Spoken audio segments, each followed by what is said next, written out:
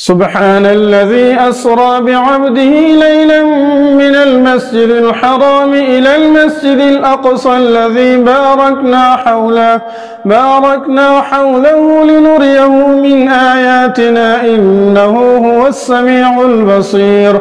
وآتينا موسى الكتاب وجعلناه هدى لبني إسرائيل ألا تتخذوا من دوني وكيلا ذرية من حملنا مع نوح إنه كان عبدا شكورا.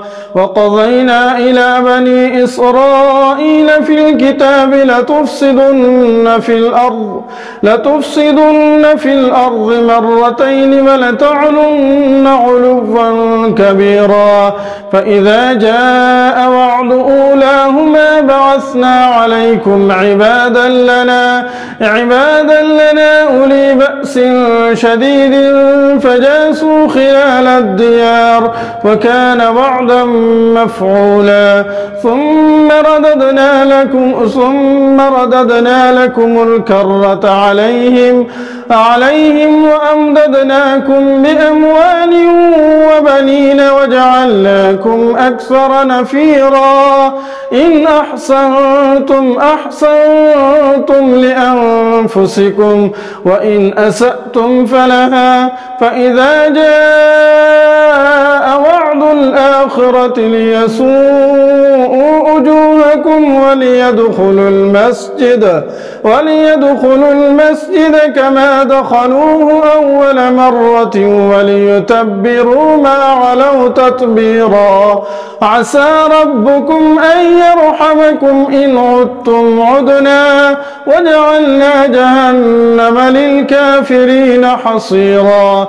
إن هذا القرآن يهدي للتي هي أقوم ويبشر المؤمنين الذين يعملون الصالحات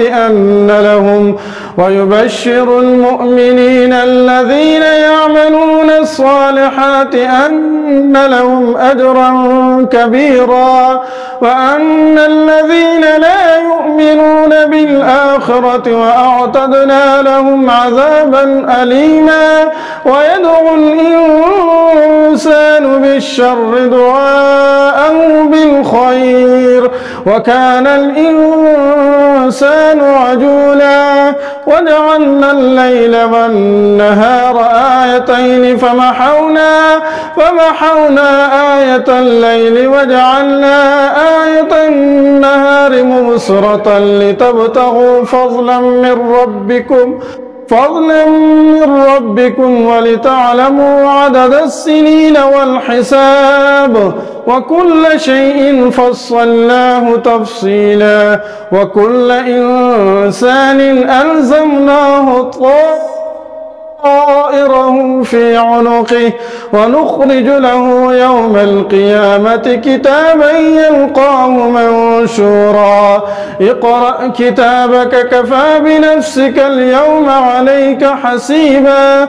من اهتدى فإنما يهتدي لنفسه ومن ضل فإنما يضل عليها ولا تزر وازرة وزر أخرى. وما كنا معذبين حتى نبعث رسولا. صدق الله العظيم.